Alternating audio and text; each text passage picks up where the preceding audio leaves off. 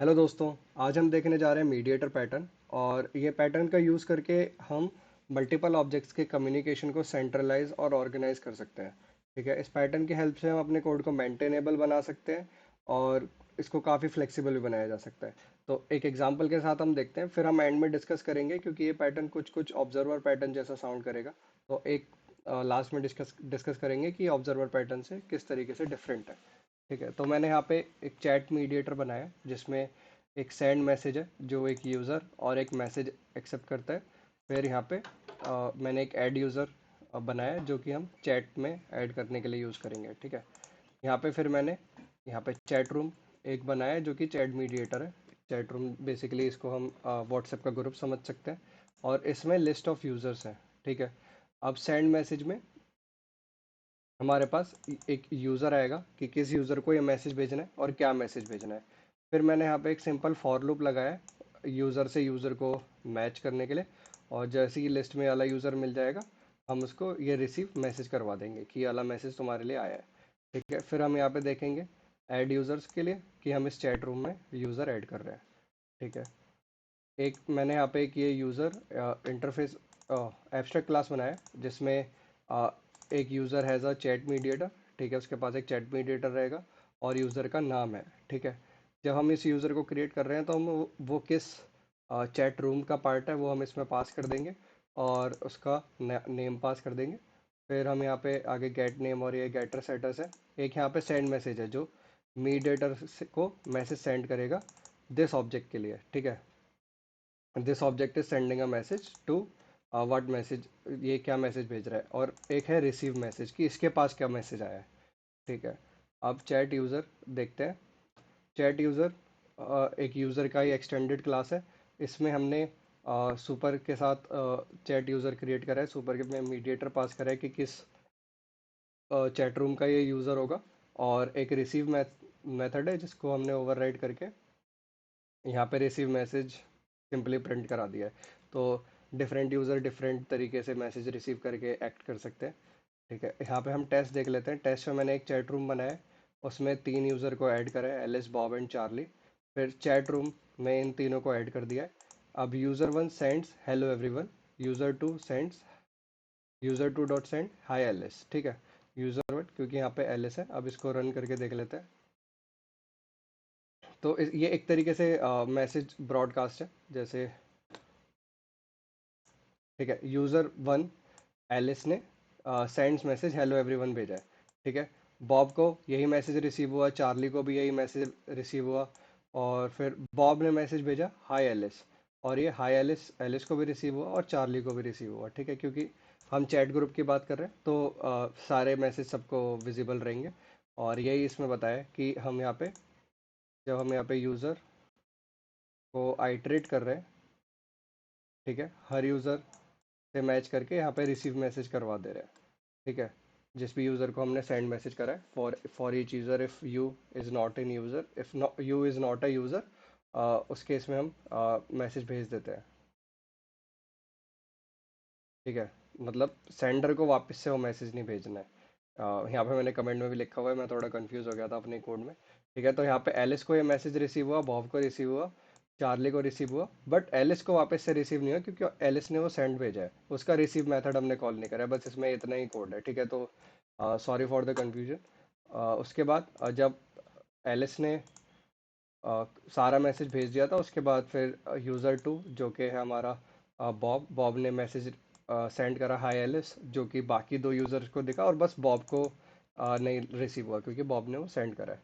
ठीक है, तो इस तरीके से हम जो हमारा ये चैट रूम है एक तरीके से मीडिएटर का काम कर रहा है between all other users in this chat room. ठीक है, तो इसके प्रोज ये है कि हमारा कोड काफ़ी मेंटेनेबल है। ठीक है, अगर हमें चैट रूम में कुछ भी चेंज करना है, मैसेज सेंड करने का तरीका चेंज करना है, ठीक है, इसको हम यहाँ पे बस यहीं पे इम्प्लीमेंट करना होगा।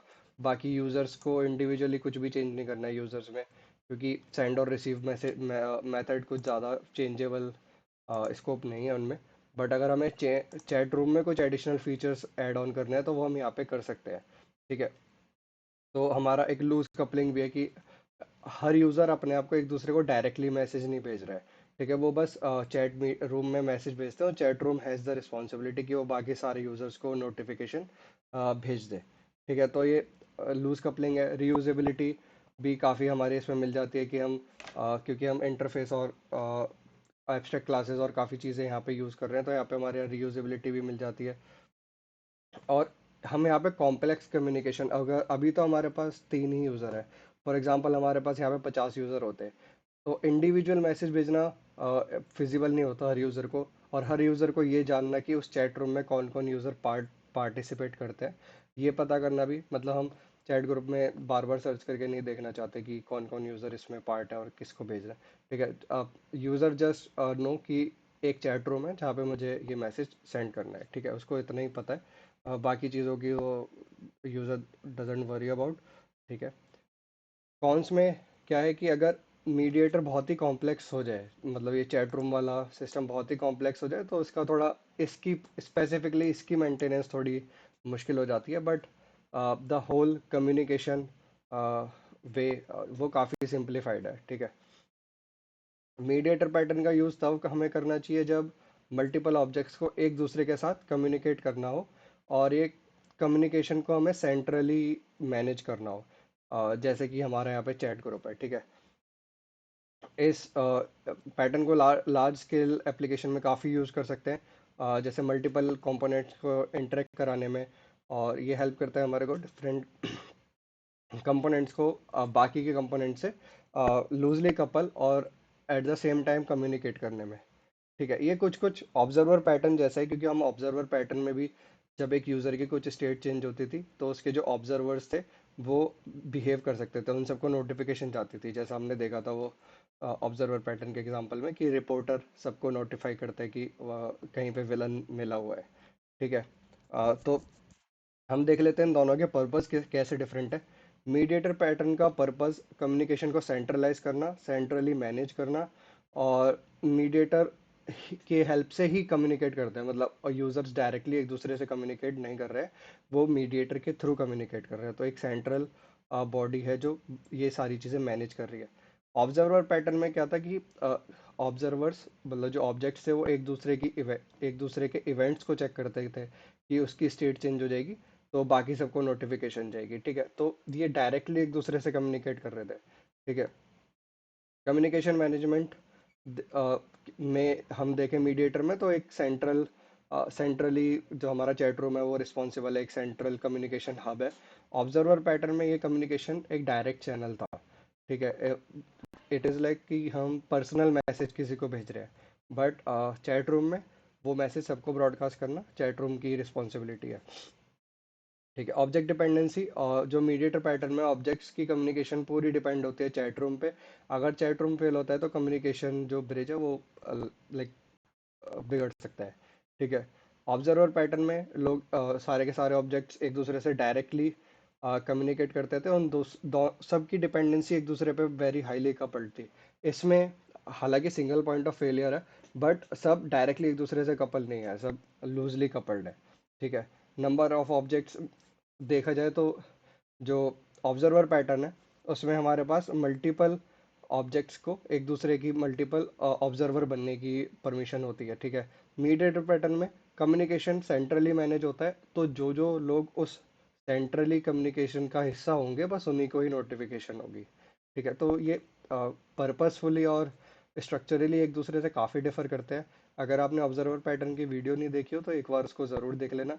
और इसमें मीडिएटर पैटर्न में इतना ही था। अगर आपको ये वीडियो अच्छी लगी हो तो इसे लाइक कीजिए और चैनल को सब्सक्राइब कीजिए। अब मिलते हैं नेक्स्ट वीडियो में किसी दूसरे डिज़ाइन पैटर्न के साथ, तब तक के लिए बाय, टेक केयर।